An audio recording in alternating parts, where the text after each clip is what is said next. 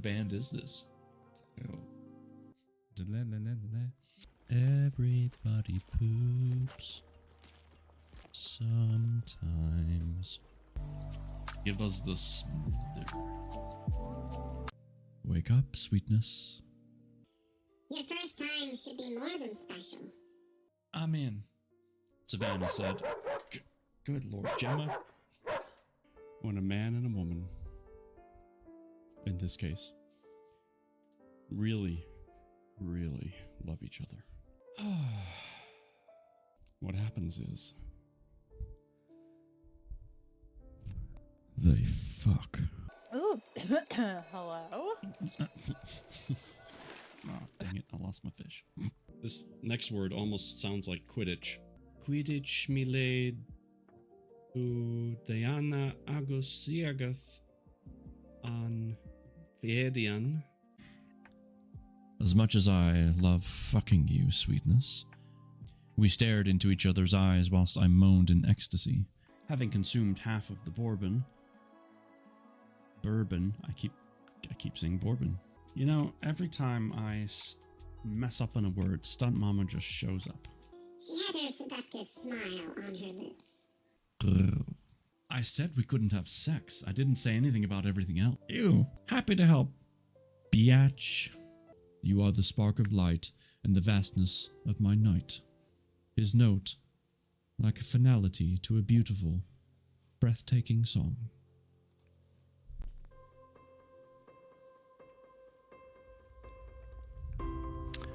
Good evening. Hello. How are we doing this evening? I know I'm a couple minutes early. That's because I'm excited.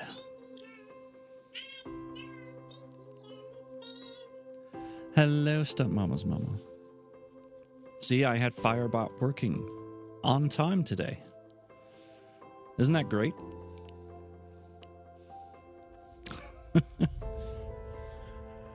Oh, boy. What a weekend. I gotta tell you, I was touch and go. Oh, thank you. Thank you.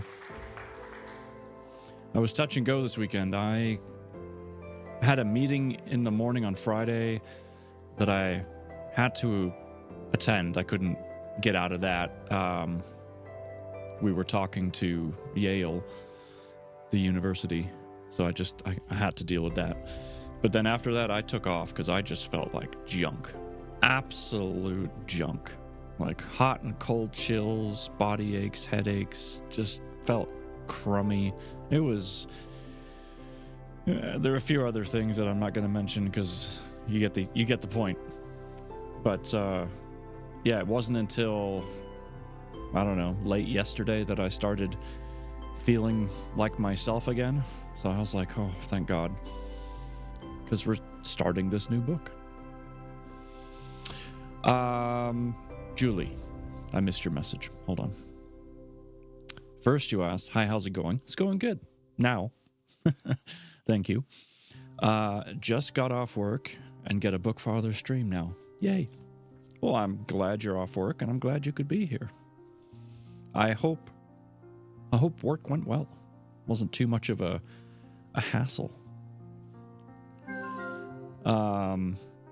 Picked out a nice moon-inspired jigsaw puzzle for us this evening. And by us, I mean you. Got my tea. Got our new book. Super. What up, dude? Super bro. Work was good, but tiring. That means you did a good job. Probably. Oh, and just a quick side note. I already have our next book lined up. I was going to read a Sherlock Holmes book that I just purchased, but our previous author, now friend, KD, sent me, because she's just kind, one of her books. The Whistle of Revenge. So we'll probably read it. In fact, we will be reading it. Elrod, hello. It's a great book. Which one? This one right here? The one we're about to start? This one? Because I'm getting excited for it. It's gonna be good. It's gonna be good. Thanks for being here, by the way. Appreciate you stopping in. I should probably give my cup of tea the customary first sip, just to make sure it's good. You know. Yes, Shadows of the Black Moon. I'm looking forward to it. I'm going to read the back cover again, just so we can all remind ourselves as to, you know, what we're getting into. But yeah, I'm excited for it. So thank you for being here. Thank you for coming in and supporting the author with this. If anyone types in !moon, you will get a link for this book and quite a few others that our author has written for you. So feel free to check that out. And Kay's here. Hi, Kay. It's great to see you. All right, let me give this tea some taste testing or something.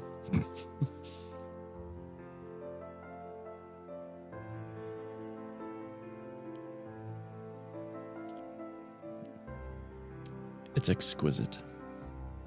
I'm gonna have to have another. Oh yeah, that's good.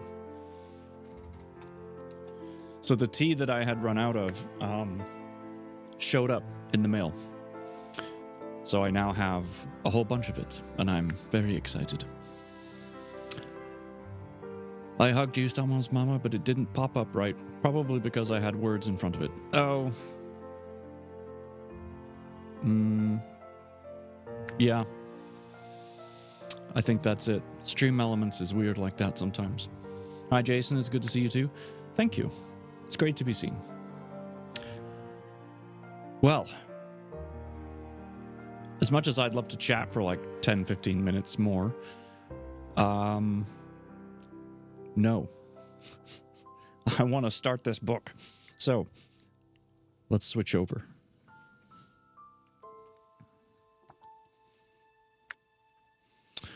All right. Welcome to the reading room. So as promised, I'm going to read the back. Excuse me. I'm going to read the back again, just so we can help refresh our memories on, you know, kind of a glimpse as to what this book is about, what kind of story we might be getting into. And then I'll crack open the pages for the first time ever.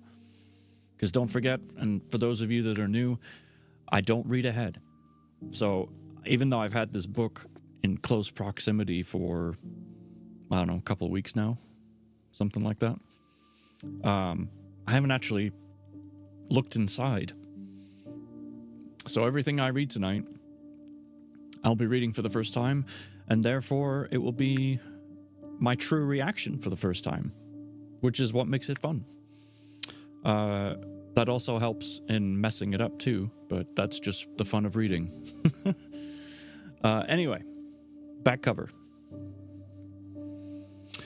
Bree Thompson has endured a devastating loss, one that haunts her every day. Desperate for a fresh start, she heads to the East Coast, hoping the sun, the sand, and the sea will help her heal.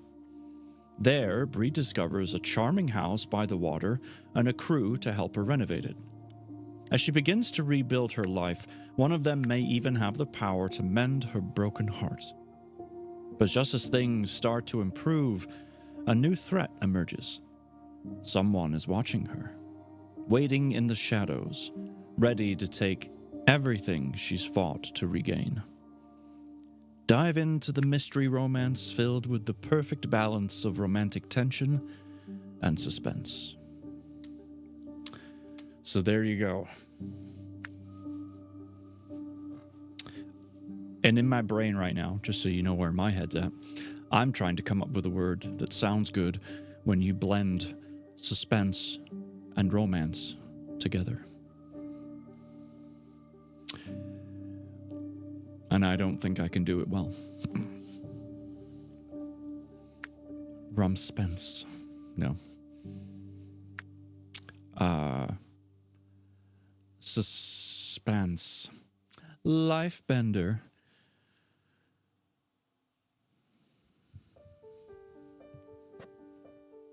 Hi, Lifebender. I'm so glad you could be here. It's so great to see you. Romance-suspense. I do like that. Both are in this book. That's what I've been told. Romantic suspense works just fine. Yes, I know, but all right. You know what? Let's just crack open the book, shall we? Here we go. Oh, it's so pretty. The first crease. Okay, so we've got a title page, copyright information, of course, a dedication, love it, prologue, and then we get straight into the chapters. So I can't tell you how many chapters are in it without, skipping to the back, and that's okay. I love finding out how other people that have written books have framed their book, if you will. Like, how did you set it up for the reader? What did you do? What didn't you do? What did you leave out? What did you add in? All that kind of stuff. So it's always a curious thing for me. I can tell you, though, that Chapter 1 starts on page 7, and it goes to 386 in our printed copy. So there you go. All right.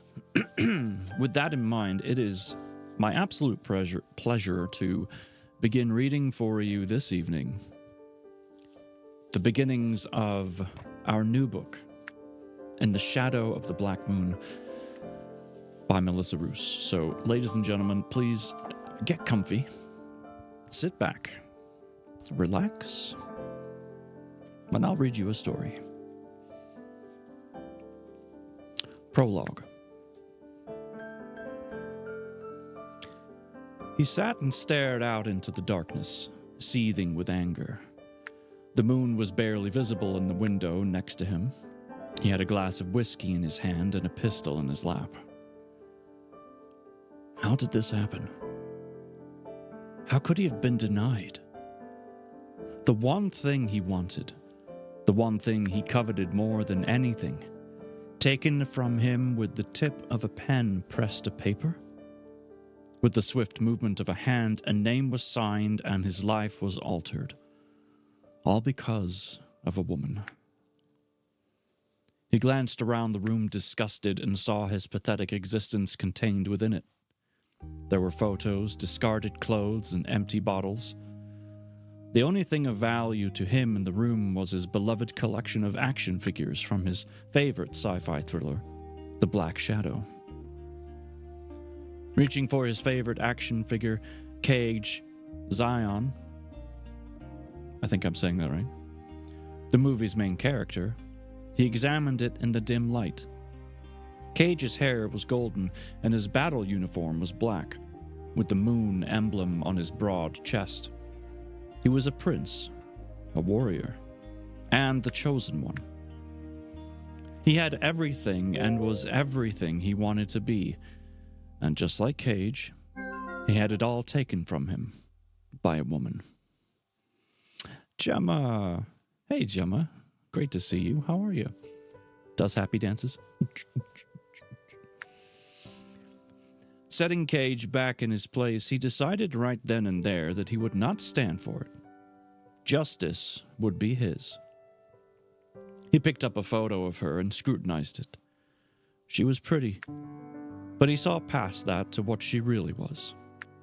Cunning and manipulative. Bree Thompson. Her name alone made him writhe with anger. She thought she could get away with what was rightfully his, but she was wrong. He felt a dark power well up inside of him. He would watch, he would wait, and when the time was right, he would take her and make her pay. He propped the photo of her back up on the table, picked up the pistol that lay in his lap, put his finger on the trigger, looked down the barrel, and aimed it straight at her face. And that's the prologue. Very romantic. Just kidding. That's not at all romantic. Good. I just got engaged this weekend. Oh my gosh, Gemma, that's amazing. Congratulations. That's so cool. Can we get some hype in the chat, please? Can we get some hype in the chat, please? Get some hype. Get some hype. Get some hype. Can we get some hype in the chat, please? Some hype. Get some hype in the chat. Oh God, there's so much hype in the chat, please. Get some hype. Get some hype. Get some hype. Get some hype. Get some hype. Get some hype in the chat, please. Can we get some hype in the chat, please? Hi, Stump Papa. Gemma, that's amazing. I'm so happy for you. That's such great news. Seriously. Well, I'm chuffed. I am chuffed. That's so cool. You must be over the moon right now. That's amazing. And hello, Night Marcher. Hello, Chad. It's good to see you. Ah, so cool.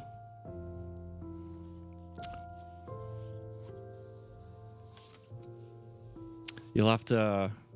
And hello, Stepmama. You'll have to let us know, just what happened, how it went, the whole thing. Oh, since Stunt Mama's here... Somebody come get her.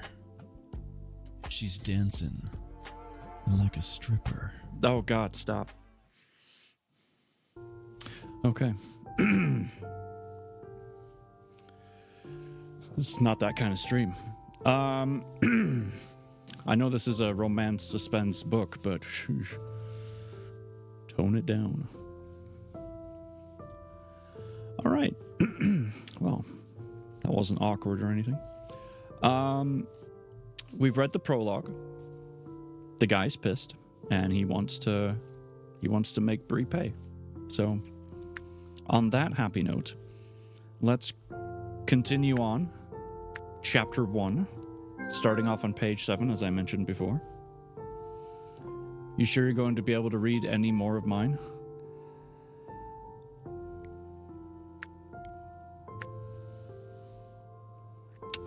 Oh, don't you worry. Just a decision to make it official, very small wedding on May 4th this year. Well, that's great. If it's exactly, or I shouldn't say if it's exactly, but if it's the kind of wedding you had in mind and it makes you happy, amazing. Amazing. May the 4th be with you. All right. Chapter 1. Bree could hear the roar of the surf the minute she got out of the car. The sound drew her forward. The smell of brine and salt swirled around her as the wind whipped past. She pulled a purple elastic hairband off her wrist and wrangled her long, light brown hair into a ponytail. Once secured, she dug through her oversized bag in search of her sunglasses as she walked, pulled forward by the sound of the waves crashing. The sun was so brilliant overhead, the sky so blue, it made her feel a little dizzy as it reflected off every surface. The hotels, the concrete, and the sand. She stopped and looked down. She stood at the edge of the sidewalk where the concrete ended and the sand began. The thought raced across her mind that if she took this step, things would be different. She corrected herself. They had to be. She would leave one life and start another with the sand, the sun, and the water. This was something different, something so foreign to her from where she had come. She pushed the golden wheat fields to the recess of her mind. She couldn't keep going the way she had been. Something had to change. She had to change. Bree slipped off her sandals and touched the delicate silver chain with a wave charm dangling from it that lay against the skin of her right ankle.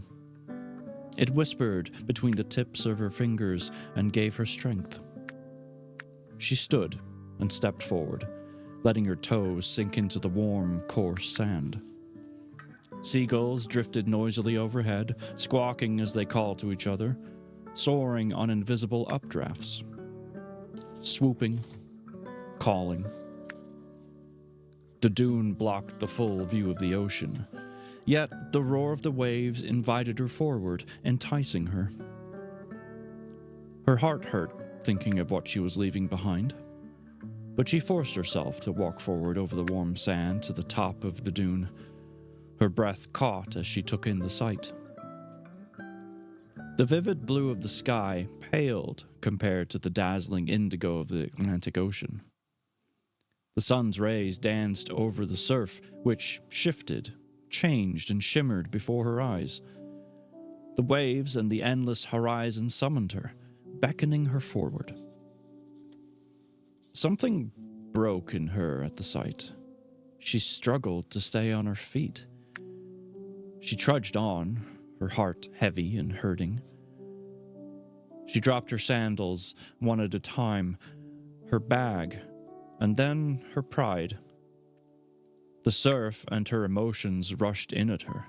The waves pulled away, leaving a clean, smooth swatch of sand all along the edge. If only her pain could be wiped away so easily, she thought. She dropped to her knees as the water rushed in again. That's where she knelt, bent her head, and wept. At the edge, at the brink of sanity, and a new beginning. Now on the page, what you can't see but I can, is this really cute little seashell. It's small, but it's there, I promise. And that is telling us that there's a break in the story. Time has moved on, different place, different people, that kind of thing. So I will let you know every time we have a break so that you can understand why we suddenly shifted.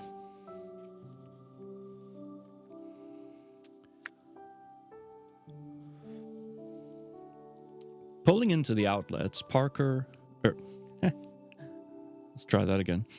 Pulling into the outlets, Riker parked his truck. As he crossed and walked into Coastal Realty, he reveled, in the early spring warmth. He opened the door to a nautical-themed white and navy interior. Behind a large desk made out of driftwood sat Sherry, the receptionist. She smiled brightly as she looked up and recognized him. She tucked her long strawberry blonde hair behind her ear and stood. Riker! What a surprise!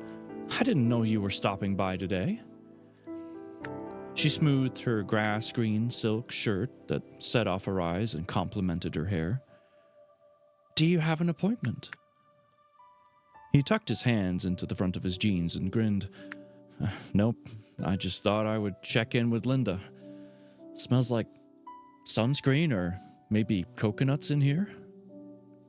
Oh, that's the new diffuser I just bought, she said, reaching out to touch a small pale aqua cylinder on the counter to her left. The cylinder let out a small stream of steam, scenting the air. Do you like it? Yeah, it's nice. Reminds me of the beach. Exactly. Let me see if Linda has a few minutes to talk to you. Sherry picked up the phone and buzzed her while keeping her green eyes locked on Riker. Linda, Riker James is here to see you. Do you have a few minutes? Placing the phone back in the cradle, she smiled. Linda said to go right back. Thanks, Sherry. It was nice to see you." He tapped the counter and strolled down the short hall. "You too?" she called after him as she watched him go, probably staring at his butt. Just saying. She sunk back into her chair. Broad shoulders, narrow hips, and long legs that ate up the floor all too quickly as he disappeared into Linda's office. She sighed outwardly. If only. See? I knew it. Riker gave one rap on the already open door. "Come in."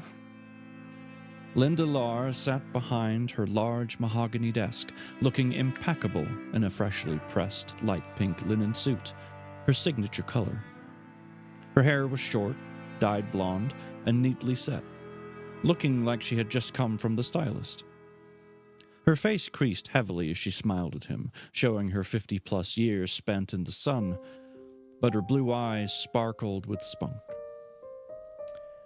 "Mitchell, hi there. How are you?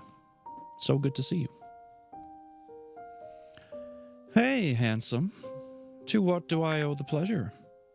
she asked in her raspy voice that had been etched deep from years of smoking, a nasty habit she had picked up when she was a teenager trying to impress the boys. Linda quit smoking over 3 years ago, but her hand still reached for a pack every time a good-looking man walked in her door. Riker was no exception. It didn't matter that she could be his mother. She sighed inwardly. Since she didn't have the long for cigarettes, she reached for her diet soda instead and took a dainty sip out of the colorful paper straw, leaving a trace of pink lipstick. "Hi, gorgeous," he said, and leaned over, giving her a peck on the cheek, pulling in the scent of lavender that always surrounded Linda. He made her laugh, a deep, throaty chuckle. If only I were 20 years younger, I'd give you a run for your money, hun. Have a seat, hot stuff. Tell me, what's up?" He flopped down in her oversized cream-colored chair and crossed one long jean-led clag over his jean-clad leg. I can do this. I'm a professional. Jean-clad leg over his knee. He sat completely relaxed and confident. "You can probably guess." "Well, why don't you let me?" She grinned. "Since it's after 3, I don't suppose you're here to take me to lunch. Instead, you want to know about the offer that you put in on the Henning place." Words are hard, and sometimes they are. He nodded. That's when her smile faded. "I wish I had better news for you. They aren't interested. They said the offer was too low." "They won't counter?" Linda shook her head. "Nope. They will counter when you give them an offer worth considering, but not until then. Of course, that was Mrs. Henning. You and I both know that was a good offer, especially with all the work that needs to be done inside and out." "Oh, what was Mr. Henning's answer?" Mr. Henning said they'll sell to you when hell freezes over." Charming. "Figures. What do you recommend we do?" Riker asked, dragging his hand through his dark brown hair. He wanted that place. He had longed to have it ever since he saw it for the first time when he was 16. He imagined himself ripping out the boards, replacing windows, bringing it back to its rightful glory. Not only would it be spectacular if done right, but it would also be the perfect place to expand the business. It had plenty of land and a view to die for. He wrinkled his brow and looked at Linda. "Should we make another offer?" Linda shrugged. I say we wait. See if anyone else comes along. If they do, we make another offer. A better one they can't refuse. I've ensured every realtor in the area knows we want that place. No one will show it without letting me know." She winked at him. "Just be patient. They'll come around." "You're the expert." It irked him to let it sit, to wait. He wasn't used to that. He always went after what he wanted, full throttle. But he trusted Linda, so he would wait. Riker started drumming his fingers on the arm of his chair, shifting gears. "How's business?" "Really good.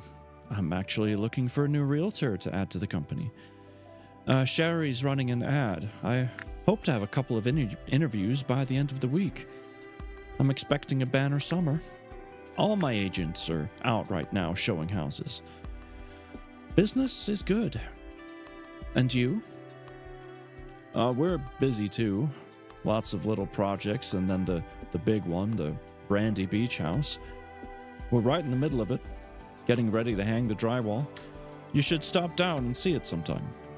You'll never believe the difference already. And the kitchen? The only snag. They couldn't agree, but I devised a plan that they both loved and got them to sign off on this morning. Now we're back on track. I never doubted you for a second. Riker laughed. I'm glad you didn't. I think Sam was even a little worried about this one, and he never lets it get to him. He stood. Guess I better get back. Keep me posted if there's any news on the Henning place. She nodded. You're scheduled to paint my rentals on Thursday and Friday, right? Yes, ma'am. Good. When you think about it, drop off some more business cards. We're down to our last one. Will do. Oh, and when you do, ask my girl at the front desk out on a date. If I can't have you, somebody might as well. She winked at him. Now go. Riker laughed all the way to his truck. And that's the end of the first chapter. Did Riker laugh because, like, the idea is just comical? Or just because, oh, you're so funny? Ha ha ha.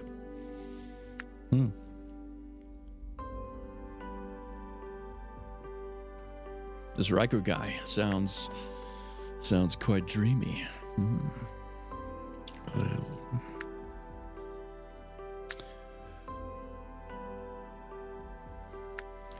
Chapter 2. It's after Chapter 1.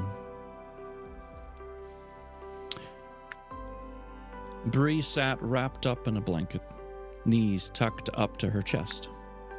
The air was cold. The wind was brisk. The early hour was still dark. Her eyes were heavy, so she let them drift closed.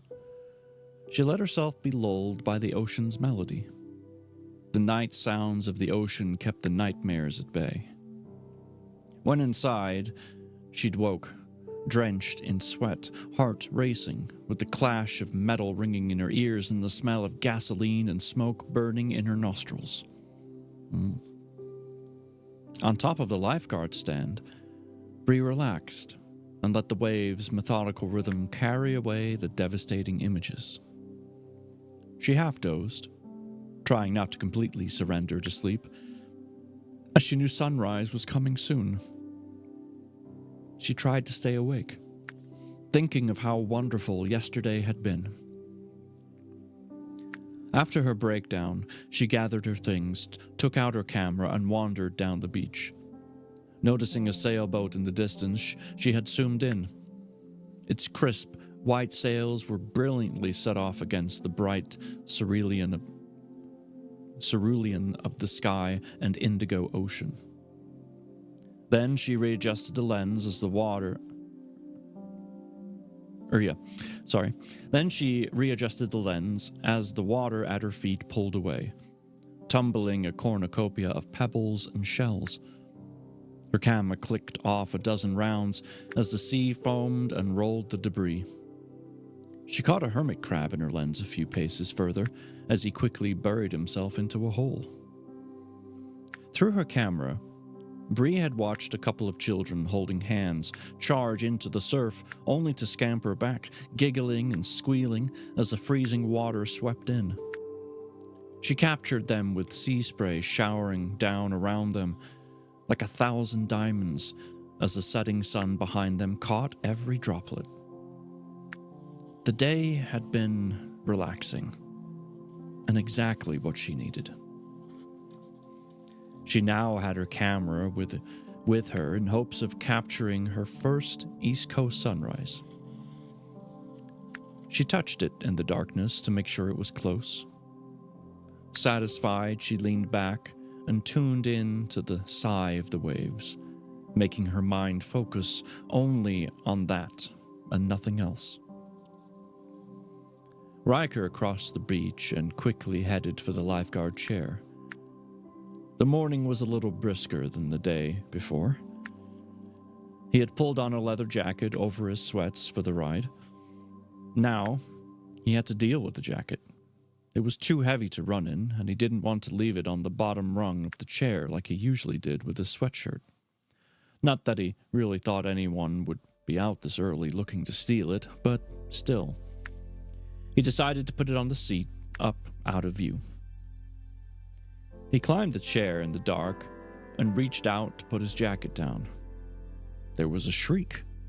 A fist connected with his jaw, knocking him backward. He lost his grip and slid down the wooden rungs, landing hard on his back in the cold sand. "What the hell?" he shouted, rubbing his jaw. "Who's up there?" He staggered to his feet, determined to find out. "Stay back, or I'll hit you again," a female voice replied. "Why'd you hit me?" Riker looked up into the darkness and saw a dark form. "Because you grabbed me." "I wasn't grabbing you. I was putting my jacket up there so I didn't have to carry it while I was running. I didn't even know you were there." Shaking and feeling slightly violated, Bree leaned over the edge and peered down into the darkness. She was barely able to make out the edges of his form. Big and tall was all she could think of. "What are you running from?" she demanded, sounding more confident than she felt. She decided that anyone out at this hour had to be up to no good. "What have you done? I have my phone. I'll call the cops." Riker let out a huff. "Not running from. Running. You know, jogging," he said in disbelief. "For exercise? I always run at this time and in this area." "Oh." Feeling stupid, Bree apologized. "I'm sorry. What the heck are you doing out here at this hour?" "I could ask you the same thing," Bree retorted. "I thought we already established that I'm here to go for a run. But we can go over it again if you need to." Flustered, Bree relented. "No, that's quite all right. There's no need. I came out here for the sunrise and must have fallen asleep. You startled me, that's all." "Well, that makes two of us. Wasn't exactly looking to get punched in the face." "Are you okay? Is there any blood?" she asked sheepishly, still unable to see his features clearly. "I think I'll live. Thanks for asking," Ryder said sarcastically. "Now, can I leave my jacket here while I jog, or were you planning on turning it over to the authorities while I'm gone?" Bree smiled to herself. "You're safe to leave it." "You sure? You won't steal it, will you?" Riker asked. I, too, have a phone and can call the cops. She giggled softly. Your jacket's safe with me. I'll protect it with my life. Anyone comes near and, well, you know what I'm capable of. He laughed and rubbed his jaw. He liked the sound of her voice and wondered if she was as cute as she sounded. I am indeed aware of what you're capable of. By the way, Riker James is my name. He climbed up a couple of rungs and held out his jacket. She took it, then his hand. It was stronger than she had anticipated. Bree, she said softly. Nice to meet you. Bree. Pretty. He held her hand a second longer. Will you be here when I get back? He waited a beat and added, because I'm concerned about my jacket. There was a trace of laughter in her words. Depends on how fast you run. I have other pressing matters than babysitting your... Oh, leather. She ran her hand across it. Nice. The sky was starting to lighten, making his face come into focus. Dark and sexy ran through her mind. I'm a little chilly. I might have to try this on. He lifted a dark eyebrow. Cute, he decided quickly. Very cute. That's my favorite jacket. You can try it on, but I will track you down if you leave with it. And believe me, I know everyone in this town. You won't get far. She smiled wickedly at him. How far or how long do you run for? Usually about an hour. He started to climb down. She slipped her arms into the jacket and was surrounded by the scent of a man, musky and dark. She sighed into it. That's a pretty good head start. But I wouldn't be really easy to find. He popped back up a rung, hoping she was teasing. He watched her lean back and snuggle into his jacket. His pulse spiked. Beautiful, sexy, but in a girl next door kind of way. Guess I'll cut it back today since I'm getting a late start after being maliciously attacked by a potential jacket thief. She laughed at that. Might be back in 5 minutes, not 60, he said, eyeing her. She smiled and he felt his heart flip. He jumped down, praying he could trust her. After all, it was his favorite jacket. See you in a bit. He didn't wait for her to answer, just jogged off as the sun slowly snuck above the horizon. Bree quickly slid her camera out of its case without wasting any precious time. She adjusted the focal length to a wide angle, the ISO to the lowest possible setting to capture the ambient light, and then the mode to aperture priority so she could control the depth of the field.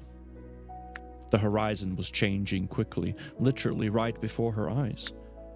The colors salmon, coral, crimson, and violet swirled and expanded.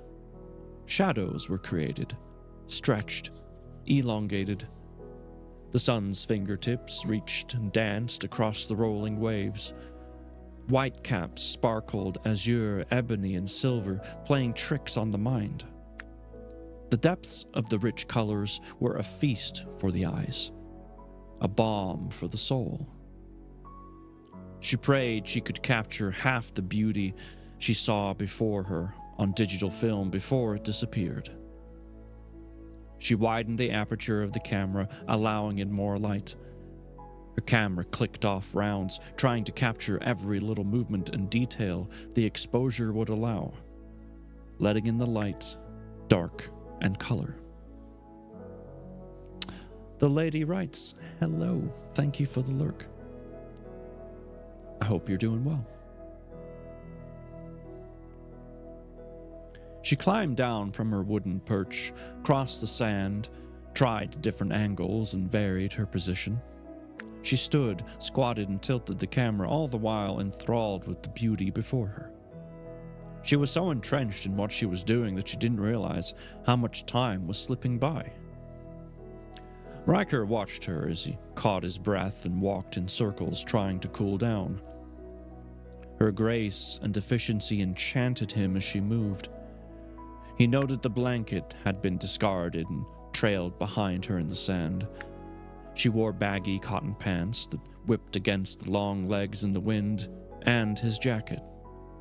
Her feet were bare, and she sank into the wet sand as she moved. Her hair, long and golden in the morning sun, was pulled back into a loose braid and hung down below her shoulders. He approached her from the side so as not to startle her. His jaw still ached from where it had connected with her fist before. Despite her slender frame, she could pack a punch. He hesitated as she lowered her camera and saw one lone tear race down her cheek and drop to the sand. He felt like he had just stepped into an intimate moment meant only for her. Mama House Gaming, I'm Beat, or I'm too old for this kind of work. I saw that you had started working on your office space. I can't wait to see what you do. It's going to be good. I think you had started on the ceiling, if I'm remembering correctly. Either way, I'm happy for you. It'll be hard work that'll pay off. Absolutely.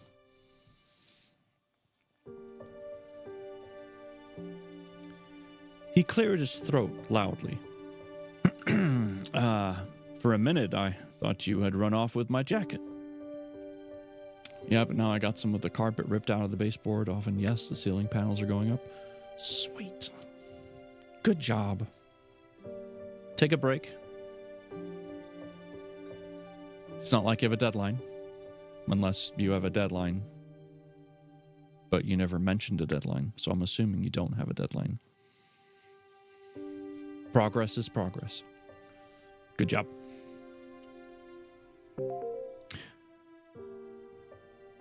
Slowly, she turned her head to look directly at him. An echo of sadness lingered there, but like the shutter of her camera, it was gone. Left was a whisper of a smile that didn't quite reach her summer blue eyes. She took one last look at the rising sun and walked toward him. I thought about it. Pretty nice leather jacket. Guess you want it back? She slipped it off to reveal a trim body that was hugged in a long-sleeve cotton t-shirt. Hope you don't mind that I borrowed it, she said, handing it to him. Their fingers brushed lightly in the exchange. He grinned. Not at all. Anytime. He slung it over his shoulder. I don't believe I caught your last name. I don't think I threw it, Bree said, slinging the camera over her shoulder, mimicking him, and walking toward the discarded blanket. Riker laughed. I guess you didn't. Threw a punch instead. She picked up the blanket and shook the sand off, watching him. He was a complete stranger. What had she been thinking? Putting on his jacket and flirting with him? She hadn't. He had caught her at a weak moment, that's all. She seemed to be full of them these past months. The sun was well over the horizon now, and Bree came acutely aware that she stood there in her thin cotton pajamas. What would her mother say if she knew? The thought hurt her heart, so she deliberately shoved it out of her mind. She just needed to put some distance between them, and quickly. It was nice meeting you, but I must get going. She hugged the blanket to her chest and turned to go. You too. Maybe I'll run into you again sometime. Riker called after her. She didn't reply, just scurried across the sand toward the hotel. So that explains it, he thought. The camera, the early hour. Tourist. Guess I won't see her again. Disappointed, Riker headed back to his motorcycle, unable to shake the feeling that if he had looked into those blue eyes any longer, he might be pulled down into their depths and never resurface. And that closes chapter 2. Oh, they have met on the beach. Quite a funny meeting, actually. Right. The Lady Wrights has returned. Welcome back. I mean, I always try to, but I typically fail at the timeline. I mean, be fluid, be flexible. It's all gravy, baby. Deadlines are fun to watch as they zoom by. That's funny. And look at that one. Gone.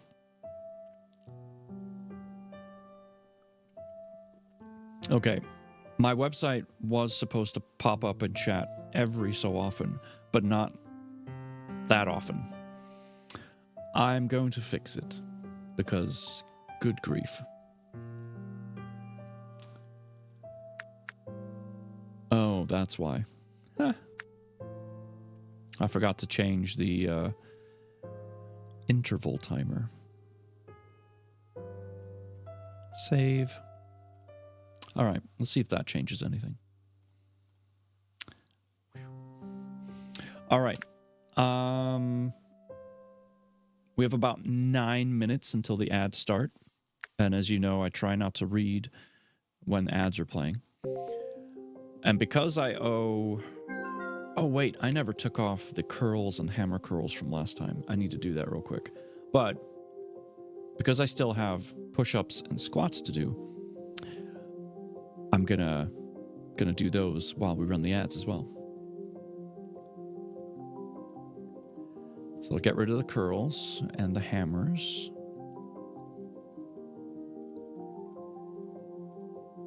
Okay. So we have, what, 25 of each, squats and push-ups? Cool. This is a good chance to get up and stretch or, do what you gotta do.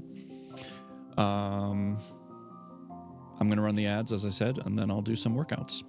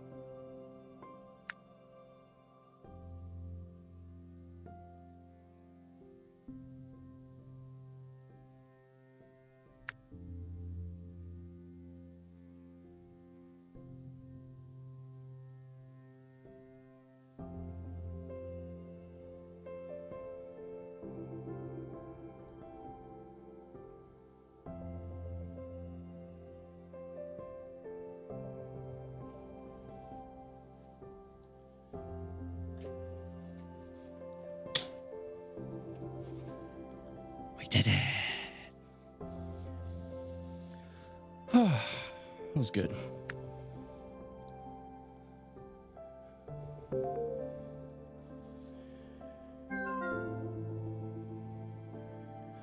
Now I can put them all to 0.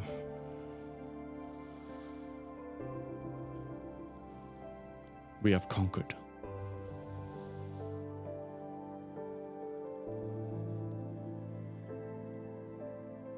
Okay, there we go. And the ads are done. Cool.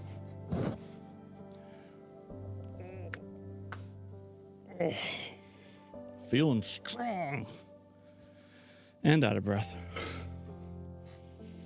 It's fine. I'm fine. Cheers, everybody.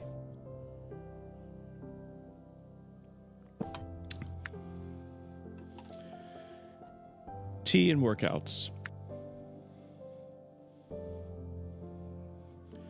Sorry, my dog is going absolutely nuts right now.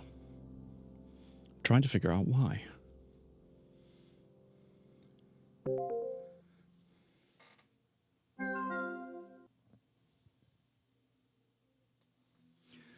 There's a vehicle in my driveway,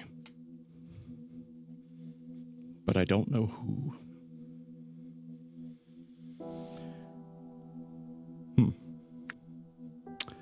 All right. Well, anyway, thank you for the sticking through the ad break there and my workout stuff. You had family aggro. Oh, no. I think Stun Papa was desperately needing your puzzle help. Which I think is humbling, because I think he's saying that he realizes you are the superior with the puzzle pieces. I mean, I could be wrong. That's what it sounded like. Maybe I'm misinterpreting. Nah, I'm doing it on myself, just like Stunt Mama does. Hey, I saw you playing Delta Force earlier, I think. Any news on the campaign? Because I'm not touching the game until the campaign's ready. I want to play the campaign. Yes, you did. It is so much fun. No campaign yet. All right. Well, maybe you'll have to show me what you were playing, because I'm going to have to get used to the game one way or another. But anyway, that's a different thing. We are here to read a book, which, by the way, link in the description. Please feel free to click on that, take a look, take a gander. Our author has way more books than just the one we're reading tonight. Chapter 3 starts us out on page 19. And it goes like this.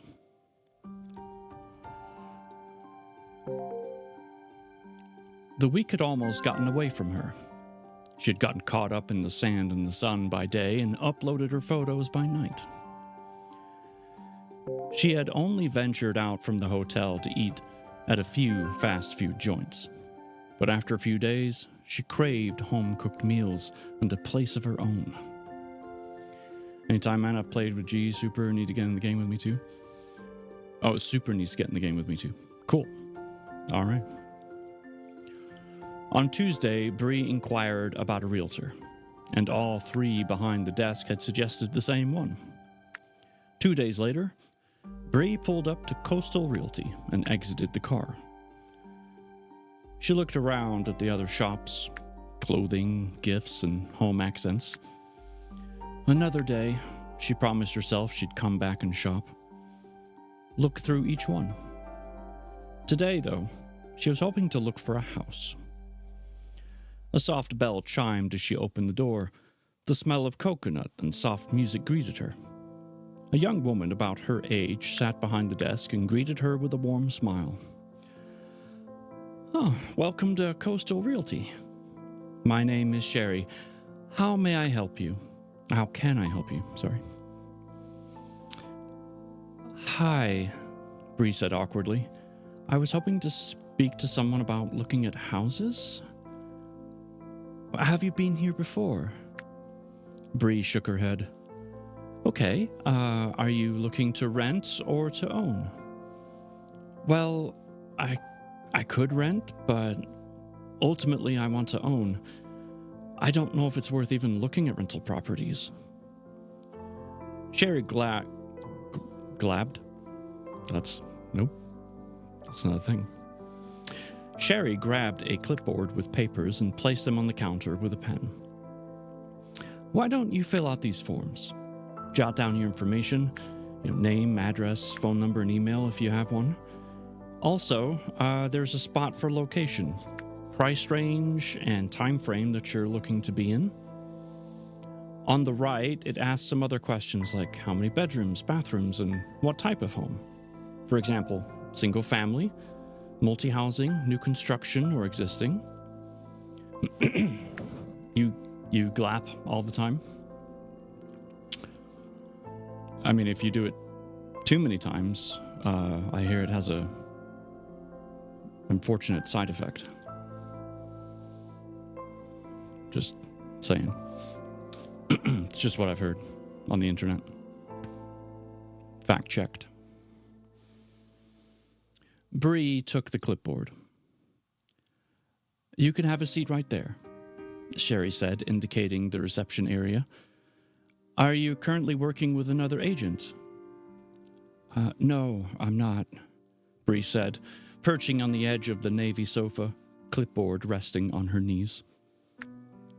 Sherry tapped away at the computer while Bree wrote. A soft rock station played quietly in the background.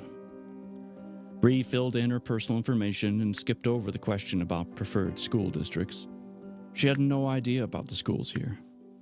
She fantasized about the number of bedrooms and baths and felt a pang of grief when she realized she only needed one, but marked 3 to 4 instead. Why not dream? Wasn't that what this was about? Plans, dreams, hopes for the future. She wanted the room to grow, a place for guests and maybe a family someday. She wanted an office or space she could use as one, a place for her computer and camera equipment, perhaps even a spot for a studio. But most of all, she wanted privacy with an ocean or bay view. She thought wistfully. Her pen hovered over the box for occupancy and checked immediate. Sherry watched her as she filled out the form. Her pen hung midair. She stared into space, looking lost and sad. Sherry cleared her throat and cheerfully asked, Do you have any questions about the form? What? Bree asked, pulled back to the present. Sherry came around the desk. Does one of the questions have you stumped? It seems like you're stuck on one. Oh, no. I was daydreaming, I guess. Bree clicked the pen and slipped the papers back under the clip. I'm finished, she said, handing it to Sherry. Great. Let me put this into the computer quickly. She settled down behind the desk. We'll only take a couple of minutes. Bree stood and noticed a space on the wall. She thought how nice a photo of a sailboat would look in that spot. Any chance I could go out and look today? Bree asked, turning back to Sherry. Typing, Sherry answered, I'm sorry, all of our agents are out right now, and the owner is training a new agent. The earliest would be tomorrow morning with Tina. She's great. You'll love her. She's been in the business for about 25 years. Excuse me, I can't read. 20 years. I'll give her all your information. We'll put some properties that we think best fit your needs. We like to give our sellers a couple of hours' notice before we show any properties to make arrangements to be out of the house. Sherry continued to peck away. What time works best for you tomorrow? What's the earliest Tina has available? Bree asked, anxious to get started. Sherry cocked her head and looked at Bree. You're really in a hurry. Yes, I'm staying at a hotel through the end of next week. After that, I don't have any plans.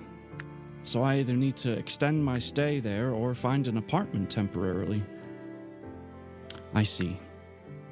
Maybe we should pull some temporary housing for you, too. Sherry started typing again. Tomorrow at 10.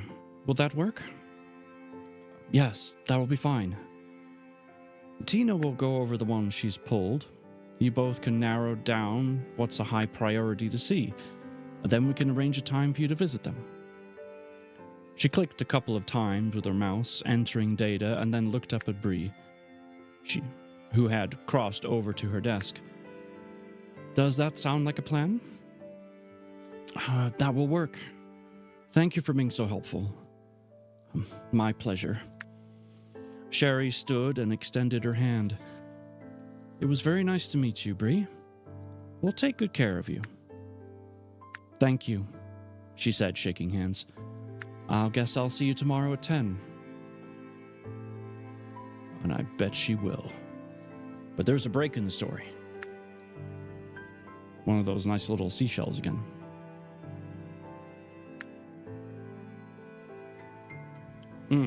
That is just some good tea.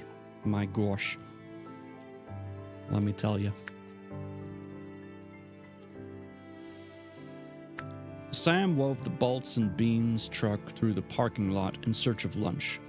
Got lucky and found a spot between a sub shop and a burger joint. They jumped out and started across the lot as an older couple emerged from the dry cleaners. Sam elbowed Riker. Looks like it's your lucky day. Look who it is. Riker, too, had spotted them. He waved as he crossed. Neither acknowledged him, but they picked up the pace, heading toward their car. He heard the lock beep and smoothly maneuvered to open Mrs. Henning's car door. Here, let me, he said, reaching for the door. Oh my goodness, you've done it. You've finished the puzzle. My goodness, good job. A moon over rural setting. Fantastic. We don't need Stump Mama? Wow. Wow. Them's fighting words.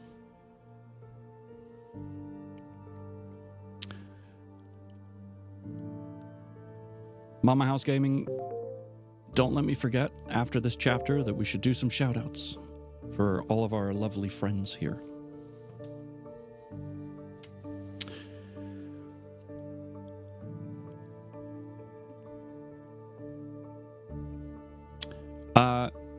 So, back to where I was. Here, let me, he said, reaching for the door. Manners had Mrs. Henning biting her tongue and murmuring, "Thank you," as she slipped in. "My pleasure," Riker said, closing the door. "Mr. Henning," Riker said, meeting the older man's cold eyes over the top of the car.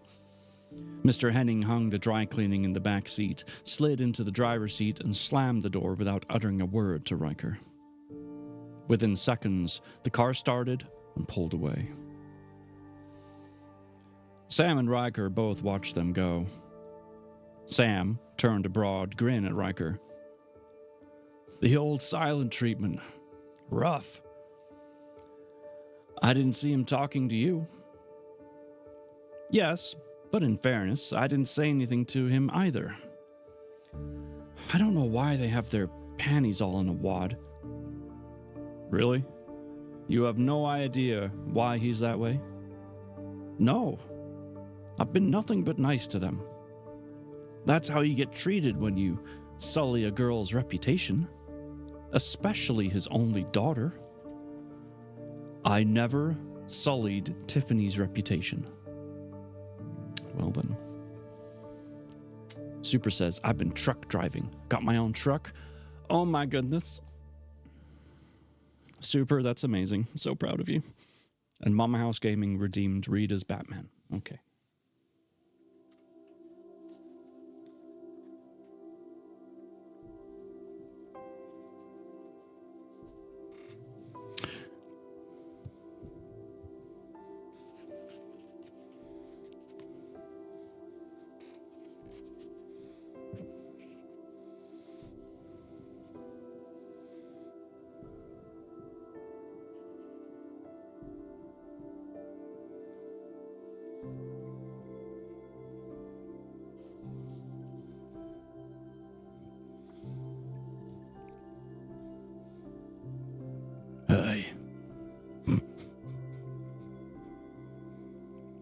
Batman.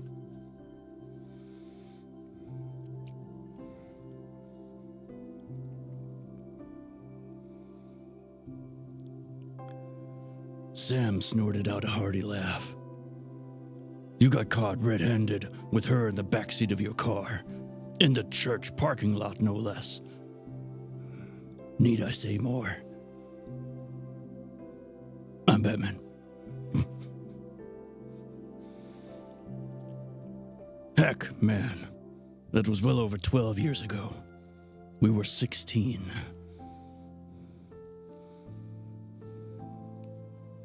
Swear to me.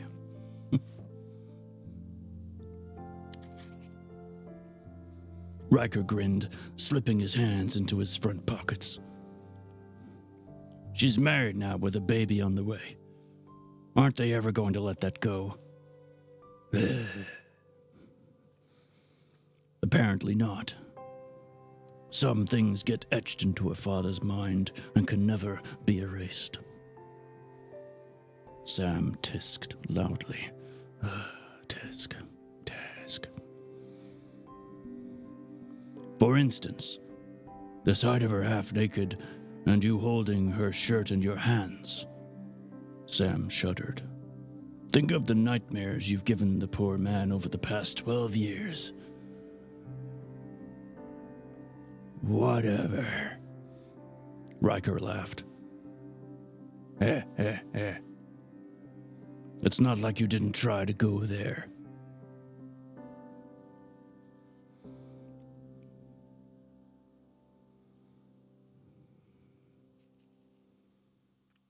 I'm not the reader you deserved, but the one Twitch needed.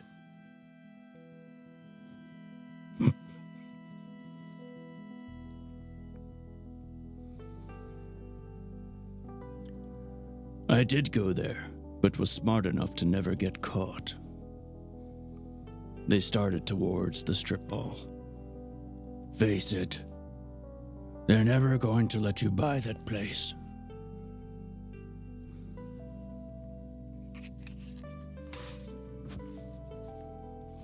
Oh, sorry about that. I don't know what happened. I just all of a sudden became overwhelmed with grief and despair and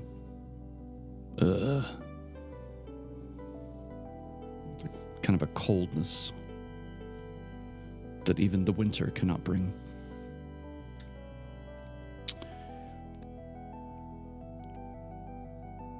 Not one to back down from a challenge. Gonna go make some tea? That's a great idea. Riker said, I'll wear them down. Sam laughed out loud. It took over 12 years for you to get an icy glare and a huffy thank you.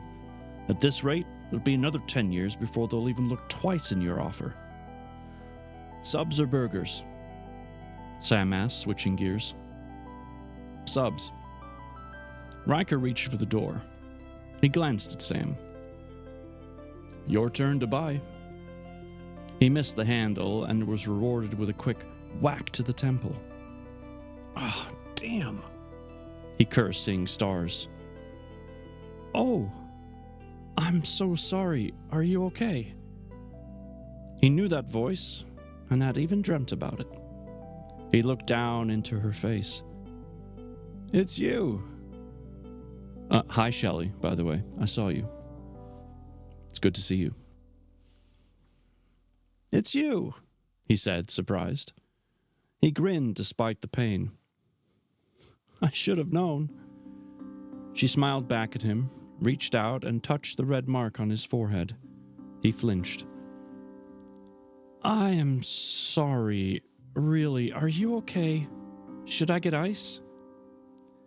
He'll live, Sam commented, cutting into the conversation. I'm Sam Harris, he said, stretching out his hand. And you are? She switched the carry-out bag to her other hand, reached out and shook his. Bree. Just Bree? Yeah, she doesn't give out her last name to strangers. Just her right hook.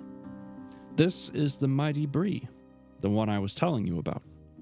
Took her pretty mean jab from her. She can pack a punch, so be careful. Ah, Sam nodded knowingly.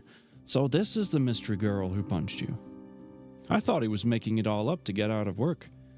Let me shake your hand again. Anybody who can cold cock Riker and live to talk about is certainly a friend of mine. Sam's green eyes gleamed as he said it.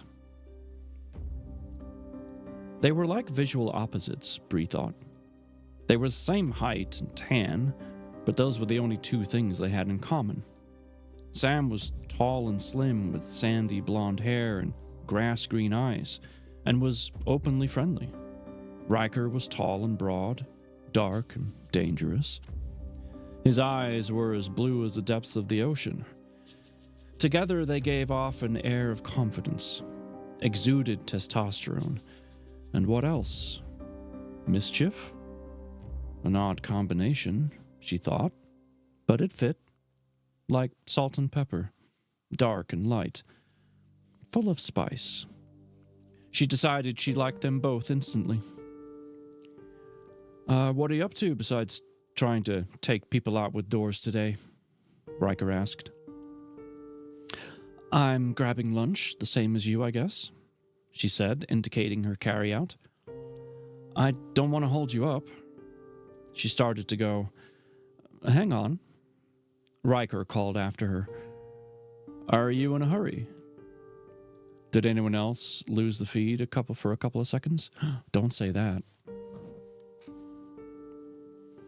I didn't have any red flags on my end that would have told me that there was an issue.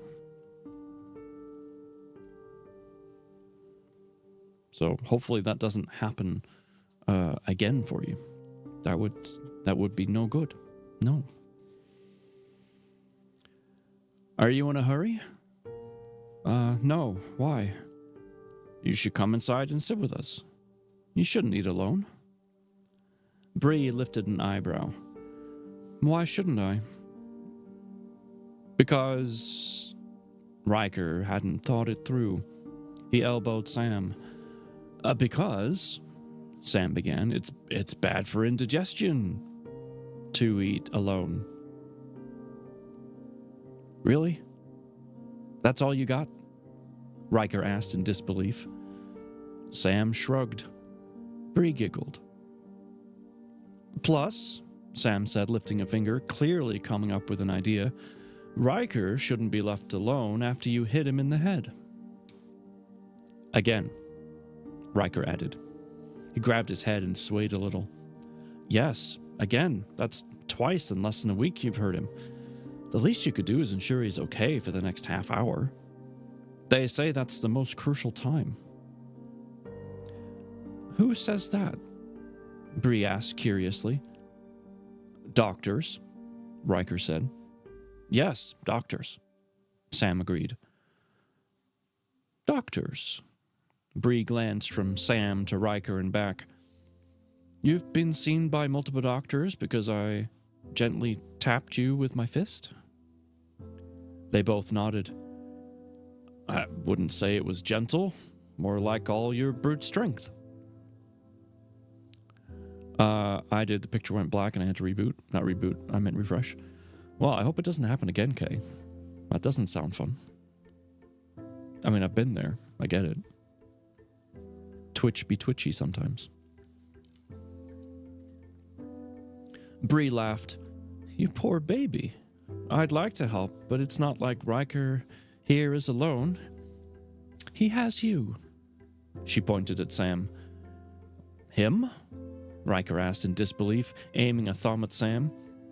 You think it's safe to leave me with him? I just got hit by a door on his watch. The door was more your fault than anyone's since you weren't watching where you were going, and Sam looks perfectly capable to me. Thanks. Sam took a slight bow. That's me, Mr. Capable. There you go. You guys have a nice lunch. She turned and started to walk away. Try not to hurt anyone else today, Riker called after her. Man, bro is trying hard. Bree turned around and walked backward a step or two, flexing her arm. I'll try, but all this brute strength is hard to contain. They watched her go for a minute. Sam slapped Riker on the back. Looks like you're 2 for 2 today, buddy. First the shun by the ex-parents, now her. You need to work on your game. Screw you, he laughed. Let's eat. And that was chapter 3. That was a nice little dialogue. I was like, what's the word? Dialogue back there between the three of them. They definitely give me like a I'm about to graduate college, or maybe I'm still in college kind of vibe. You know, like best friends can say whatever they want kind of thing. But not so immature that, you know, they say stupid stuff. At least, not that we've seen yet. Maybe they never will. Who knows? I don't. Our author does, but she's not going to tell me. Or at least she better not. No spoilers. No spoilers. Do you guys want another puzzle? I forgot to ask. I can certainly whip one up, you know? You just say the word and I'll make it happen.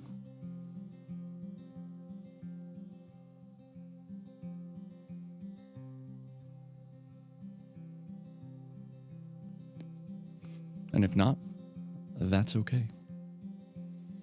It's a lovely picture.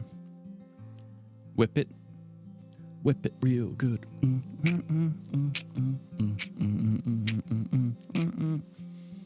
Oh wait, that's push it. Never mind. Mama House Gaming, I have the hiccups. Oh dear. Which, that reminds me. Thank you for plopping your name up in chat there. We'll do some shout-outs. It's Mama House Gaming, folks. Right there. It's a very odd clip. Thank you, Twitch, for giving us the odd clip. I don't know why it does that. I don't know. Let's see.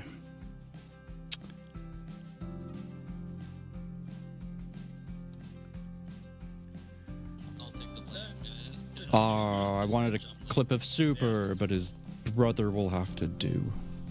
Zarias is okay. Super SB is part of the After Hours Broalition. He and his two brothers make a team. You're back with tea? Fantastic. What kind of tea did you get? Just out of curiosity.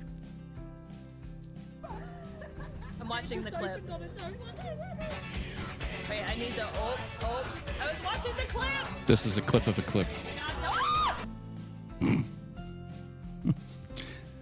We had a clip of Stunt Mama watching a clip that got clipped. I have apple cinnamon spice, and Stunt Mama has cinnamon horchata. Horchata. I don't know what that is. I have black tea with milk and sugar, like always. And I love it. I love it. I'm Batman. Who else did I miss? Who else did I miss? I know who I missed. It's a Mexican beverage, a rice milk kind of drink.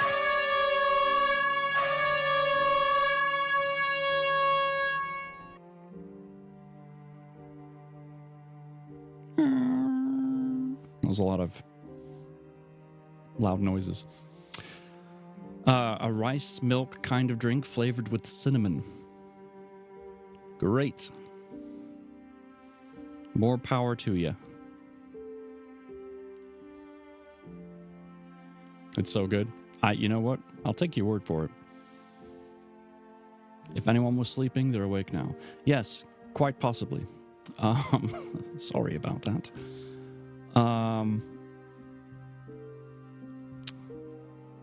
No, I didn't. I really didn't.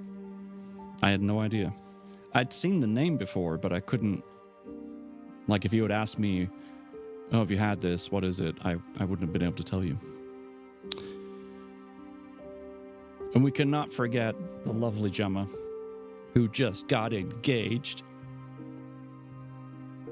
So happy for you.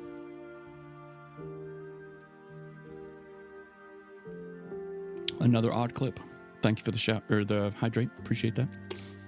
Living in SoCal, that's all we have, as we have a heavy Hispanic population. Well, I mean, the house I lived at before moving, I mean, we lived next door to a really nice Hispanic family, super cool people, but no one ever came out and said, hey, would you like a cup of horchata? So, you know, just not something I've been exposed to. But I'm a picky eater anyway, so.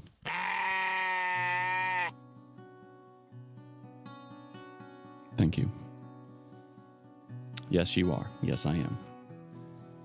I like to call it simple. Other people call it picky. I'm just trying to see it as a glass half full kind of situation. We live on Mexican restaurants. Well, that makes sense. I don't. There is a nice one here that we go to. But, yeah. I bet you have some great restaurants down there. Yeah.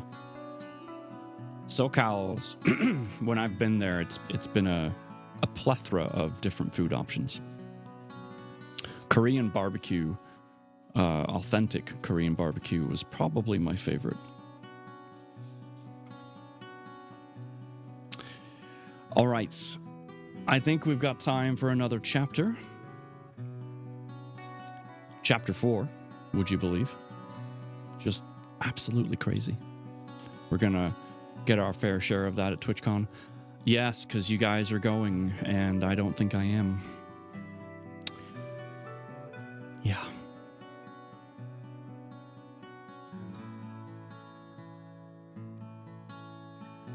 Yep. I think the only way I could go is if I were to go by myself, and it's like right around our anniversary. So that would be a bad idea. Anyway, enough of that. Chapter 4, page 27.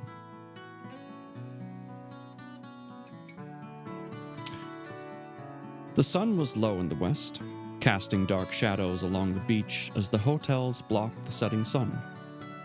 Riker headed out after a long day spent painting rentals for Linda.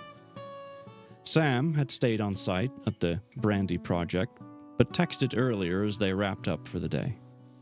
They agreed to meet up for a beer and a burger at the Shark Shack to go over their ever-increasing project load. The ocean breeze swept in through the open windows of the cab as he drove, relaxing him.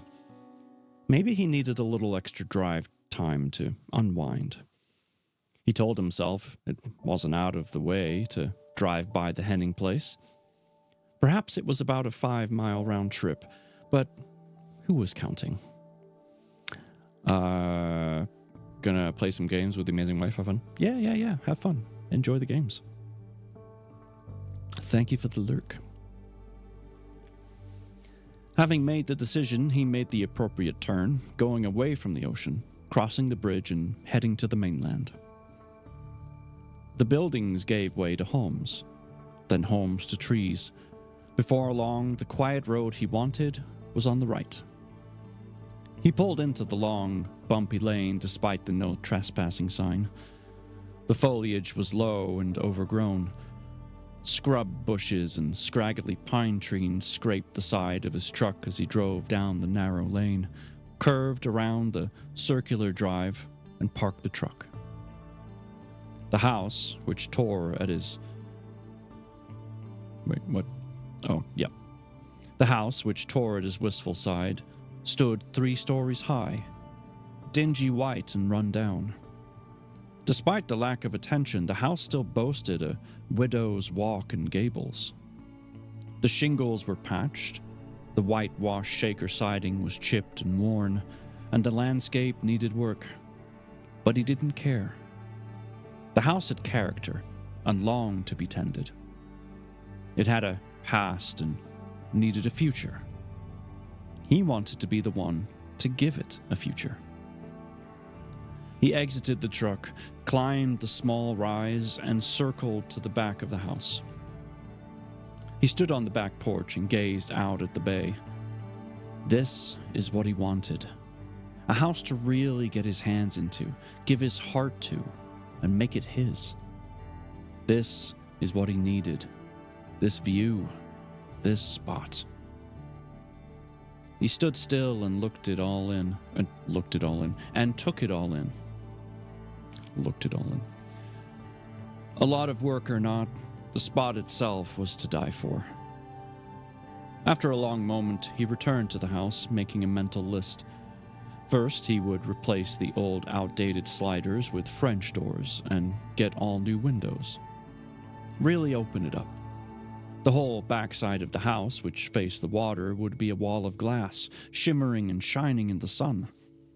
He would replace the rotted deck with all weathered materials, and the old, worn, crumbling cement patio with stamped concrete. Replace the paint and all the rails on the windows. On the window. I swear to God, I've done this before. And paint all the rails of the widow's walk bright white. Replace the siding and the roof. That was only the beginning and just the outside. He hadn't been inside in years, but doubted it was much better than the outside. Try again, force a hydrate. Both excellent ideas. Especially considering it's so tasty.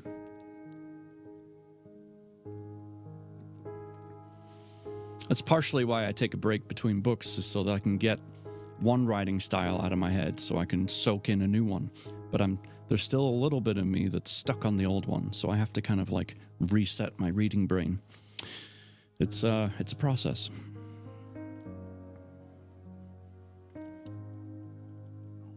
Still, despite the work, forget the money. Thank you. The place pulled at him. He wasn't sure if it was the water or the structure, but it was in him, unlike any other building, house, or property. And that's why you're the reader. Thank you. I appreciate it. He didn't care how much he had to pay or how long the work would take. He'd make sure he got it. Somehow he would restore the Hennings place and make it its showplace. With one last long look, he headed back to the truck. And there's a break in the story. I feel like I need to put a seashell on the screen somewhere now, because that's the icon for the breaks in the story. Anyway. House hunting was exhausting. She was tired, sweaty, and hungry. She peered into the fridge of her hotel room kitchenette and was sadly disappointed at what she saw. Half a container of fried rice, an orange and an apple from the fruit bowl at the front desk, and 2 half-empty water bottles. Pathetic. Jason, not gonna lie, I am beyond sore. I might need a Epsom bath. Ooh, yes, do it. Definitely do it. Give yourself a good soak. Just breathe it in. Your muscles need a moment to chill out. Nice hot bath will do that for sure. She grabbed the apple and forced herself to take a bite when she only wanted a big, thick burger and fries.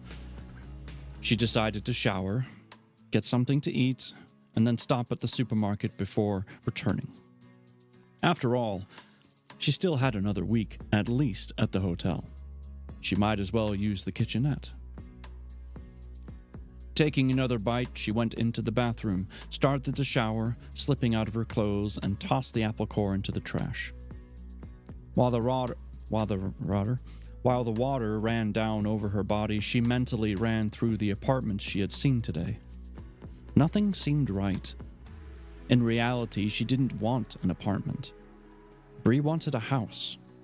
A home. Tina was so sure that Bree wanted an apartment that she hadn't pulled any houses. Was it because of her age? Maybe. She'd have to be more assertive in expressing what she wanted. Otherwise, she was wasting both of their time. She washed her hair, scrubbed her body, and decided to send Tina a quick email before she went out that she would like to look at houses, not apartments. Finished, she toweled off, wrapped another towel around her head, and slipped into jeans and a tee. Barefoot, she padded across the carpet, crossed to the desk, and switched on her laptop. Clicking on her email, she typed a quick note for Tina. Taking the towel off her head, she ran her fingers through her hair and untangled the knots as she scrolled down her new emails. One from her aunt caught her eye. The news from home brought tears to her eyes, so she decided to switch gears and check her website instead. Images by Bree popped up. She checked her messages and answered a few. She had a couple of new orders to process, surprising her at how popular a couple of her photos were. One of the open wheat fields in the late setting sun was heavily requested. She'd hoped she would be as prevalent when she uploaded her new photos of the beach. But first, she needed to edit them. She was eager to get started. That would have to wait, though. Her long hair was almost dry and her stomach was empty. Bree decided to walk down the street and try one of the local restaurants.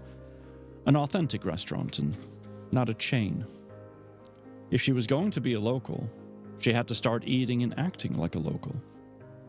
She needed to start frequenting the local restaurants and businesses. That came with a risk, though. That would mean connections, friendships, relationships. Mad Locust. I'm just kidding. Hey, Mad Locust. It's so good to see you. I hope you are well. Could she do it? She had to try at least. She could take her computer, work, and soak up the local atmosphere. Start simple. She shut her computer down, grabbed her bag, slipped her laptop in, and headed out the door, determined to try the first local place she came to. Bree walked about a block when she came across a large building with a freshly painted sign, the Shark Shack. It sounded interesting. She could see through the windows that the place was busy. She could hear the low roll of voices and laughter through the walls. Deciding to try it, she opened the door. The volume increased immensely. And now Super wants me to read in Bane's voice.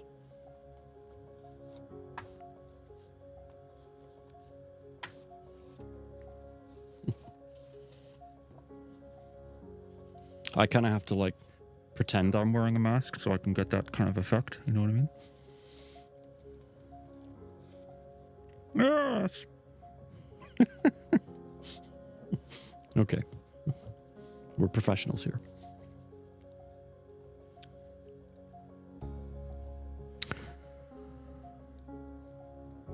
Wonderful smells swirled around at her. Burgers, steaks, and seafood scented the air, making her mouth water. The entrance was dimly lit, with track lighting accenting the black ceiling, deep blue walls, and draped fishnets on every vertical ceiling or every surface. The nets were decorated with large shells, buoys, anchors, and one giant shark. For you. It made Bree take a step back for a second. It was so lifelike. Behind the alcove was a sports bar. Big screens lined the walls, with various assorted sea creatures mounted behind the bar. The hostess at the small stand greeted her with a big smile. Big hair. And big earrings.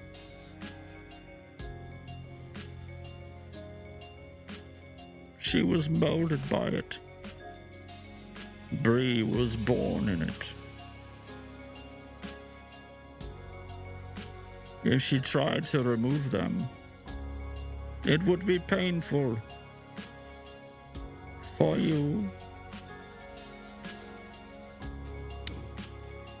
Don't heard that voice? Actually, the Bane voice is one of the easier ones. It doesn't hurt at all. Only if you remove the mask. Thank you very much.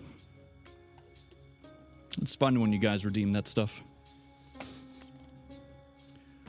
Melissa, if she's listening, she's probably like, what in the hell?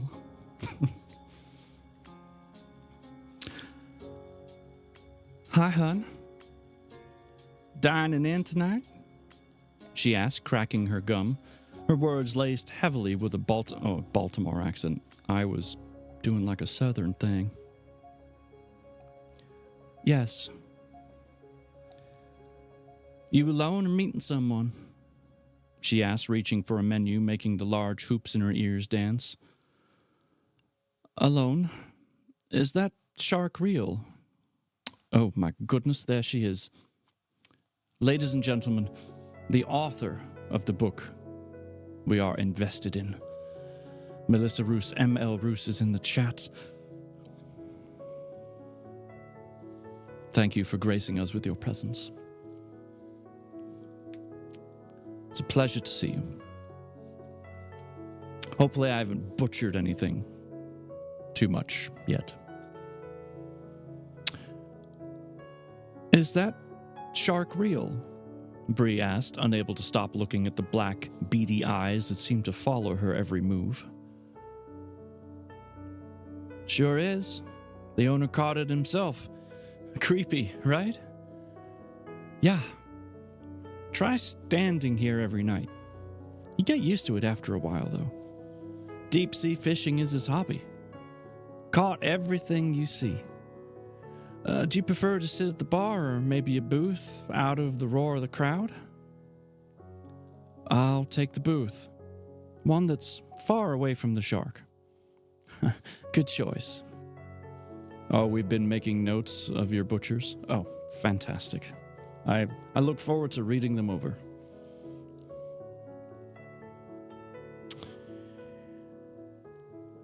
She winked at Bree. Follow me, hun. Bree followed the tall, leggy redhead as she sashayed through the tables. Big screens covering every wall displayed the baseball game. A roar went up as the words. I actually completely forget how to say this team's name.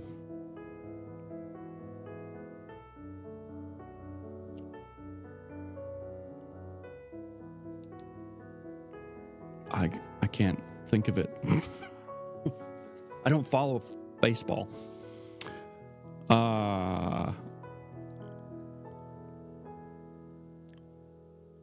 Orioles. See, I shouldn't have talked about butchering stuff. And now I've butchered stuff. Anyway, they hit a home run and cleared the bases. The atmosphere was contagious. Hope you like baseball, because it's what everyone in here is watching tonight. Oh, I got it right? Thank God. I don't watch it much, but I like it. You're about to get your fill, hun. She smiled. Bree slid into the booth, and the hostess handed her the menu. Your waitress will be over shortly. Enjoy. She turned and threaded her way back to the hostess stand.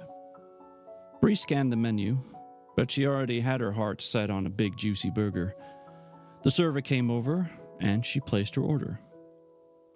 The front door opened every couple of minutes, bringing in more customers. Bree sat back and focused on the big screen before her, but lost interest after only a few minutes. She decided to get out her laptop and work, trying to ignore her growling stomach.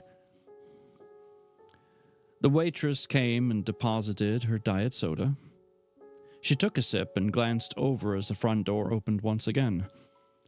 To her surprise, she actually recognized the new arrivals. Bree watched as Sam and Riker wove their way through the tables.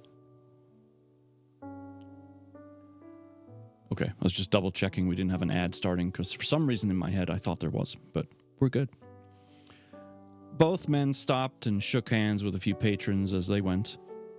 There were a few catcalls from the women at the bar. They nodded and waved good-naturedly in their direction. But ultimately, they ended up at a booth with two women already seated and slipped in beside them. It took a minute for Bree to register that Riker sat next to the receptionist from the realtor's office.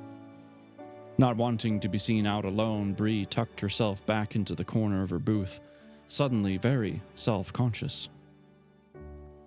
She refocused on her laptop and selected a photo of the beach with a small black keyhole limpet seashell dead center. She cropped the photo, capturing just the edge of the foaming wave, and enhanced the color of the keyhole shell, making it a deeper ebony and the pale white ridges more prominent. Tiny bubbles could be seen bubbling up from the coarse sand. Bree boosted its texture to the point that she could almost count each grain. She softened the photo's edges and blurred the other shells and stones around it. She was so entrenched in her work that she had hardly noticed when the waitress appeared with her cheeseburger and placed it in front of her. Clearing her throat, the waitress asked, "Can I get you anything else? Refill on the diet?" Blinking, Bree looked up. "Yes, please." "Are you new to the area?" she asked as she reached for the glass. "Haven't seen you in here before." "Yes," Bree answered as the wave of hunger hit her. She glanced at her burger and fries. Her mouth watered. "This looks wonderful." "Give it a try. I'll be back with the diet." Bree sank her teeth in and savored the first bite. She was popping a few fries in when the waitress returned with her soda. "How is everything?" Bree nodded her approval with a mouthful. "Good. I'm glad you like it." She lingered for a moment and looked at Bree's computer. "That's beautiful." "Thanks. Are you a photographer or something?" she asked. Bree dabbed at the corner of her mouth with a napkin. "I am." "Do you do professional headshots as well?" the waiter asked. Bree nodded. "I do. Are you in need of some headshots?" "Yeah, I'm compiling my resume and starting a business profile. I wanted to add a professional-looking photo, but I don't want to pay a fortune to take it." Bree nodded, rummaged through her computer bag, and pulled out a business card. "Here's my card. Check out my website. If you like what you see, give me a call. We can discuss a budget and maybe a little more about what you want to have done, what you should wear, how to do your hair, that sort of thing." After a quick examination, she said, "Thanks." Then she tucked the card into her back pocket of her jeans and stuck out her hand. "Nice to meet you, Bree. I'm Colette." Accepting her hand, Bree shook it. "Nice to meet you, too. I better let you get back to the cheeseburger before it's cold. And, me to my other customers. I'll return to check on you in a little while." Riker watched the exchange as he sipped his cold beer and wondered what it was all about. He tried to pay attention to the conversation at the table, but was distracted by the visible edge of the brunette sitting by herself in the corner booth. He contemplated going over, but was stopped by Colette's appearance and their food. "All right, I have 2 orders of crab cakes." Colette placed them out in front of Sam and the other in front of Sherry. chicken sandwich for Carol and the sirloin. Well done for Riker. Can I get you anything else? Couple of refills, maybe? I think we're good, Colette. Riker unwrapped his silverware. How are things? Oh, pretty good. Graduating next week. Well, that's awesome. The whole table agreed. It's about damn time. Took me 6 years in what should have been 4. Hey, don't beat yourself up. You did it and worked full time while doing it, plus taking care of a sick parent. I think you rock, Sam said sincerely. Thanks.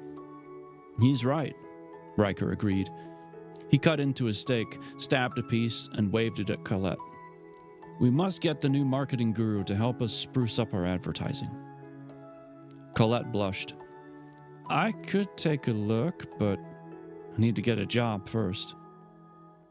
Is that why you're collecting business cards? What? She asked, confused. Riker pointed in the direction of Bree, and Colette followed his gaze. Oh, that. She's a photographer. I need to get some professional headshots taken for my profile picture. Is she any good? Don't know. Gonna check out her website after work and see. But if what she was working on is any indication, I would say she is. You guys enjoy. I'll be back around. With a little wave, she threaded her way back to the kitchen. And that concludes chapter 4. And pretty good timing, too. Got about 10 minutes to wrap up and find someone we can go say hello to in a raid. All right. Well, those are the beginning chapters of our new book. Now, remember, we started out with this guy who is, well, pissed, to put it lightly, and basically wants to kill Bree because he feels like she took everything from her. Now, I'm assuming it's a divorce, but we don't really know exactly all the ins and outs of it yet. And now all of a sudden, Bree is in this new place, trying to start over. We don't really have a timeline yet. I don't know if it was like a week later or a year later or whatever. Doesn't really matter at this point. Bree is struggling between starting over and also keeping herself safe. Not only in here, but up here too. She's nervous about meeting new people, but she also realizes that if she's going to live here and kind of, start over, that she's going to have to meet new people. It's a catch-22, which I think we can all relate to. So it'd be interesting to see where it goes. Obviously, Riker's going to be in the picture because, even on the back, when we read the back cover, charming house by the water, rebuild her life, mend broken heart. Yes. But as we all know from the back cover, all the good things will soon become not so great in one way or another because of her past. But we will get into that more next time on Thursday when we come back. Which I should point out, where's my calendar? Here, calendar. Where are you? There you are. Just to make sure I'm not losing my marbles here. Thursday is the 30th. That will be my birthday stream. And also the same day that we do the giveaway. Just as a reminder, you can win this backpack.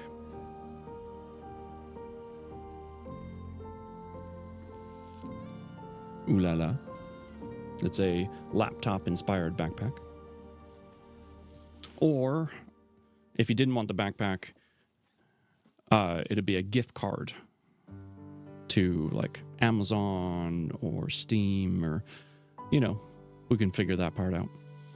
But that is the giveaway for my birthday. I'm turning sorry, gag reflex. Turning 40. Turning 40. I don't know why that's so hard to say. Yeah. So there you go. That'll be fun. Oh my God, no. Super old man. I know. 40's a new 30. Is it? 40 feels like 40. I know I'm so old. Well, you're as young as you feel. That's what they say, right? Nobody told him that I feel old. My back. Great Scott. The pain. Yeah, lol, sure. All right. Who can we go say hello to? My. I know who we can go say hello to. We haven't raided this man in a while. He's a good dude. He's a good guy. We're going to go say hello to Thump. I'll be an official senior citizen this summer. Mama House Gaming, you get discounts. Let's go. I'm 51 going on 25. Hell yeah. Age is a state of mind. Good night, Kay. And for everybody, thank you for being here. And if you're able to make it to the birthday stream, I say it's a birthday. We're not really doing anything different, okay? There's not like a party. It's going to be our normal cozy read stream. But there's also going to be the giveaway. So there you go. Right. Here's a raid message. If you want to copy and paste that, that would be swell. Thank you for reading. Well, thank you for letting me read. I look forward to getting back into it on Thursday and seeing where this goes. Love is in the air, if Riker gets his way. All right. Let me get the raid going. All right, the raid is ready. Caitlin just told me she's in the hospital. What the hell? Is she okay? Keep me posted, please. I hope she does all right. That's not cool. Okay. Like I said, back Thursday. Birthday stream. Thank you for being here. It's been a pleasure starting this new book. Until we talk again, please take care of yourselves, take care of each other, and have a wonderful night.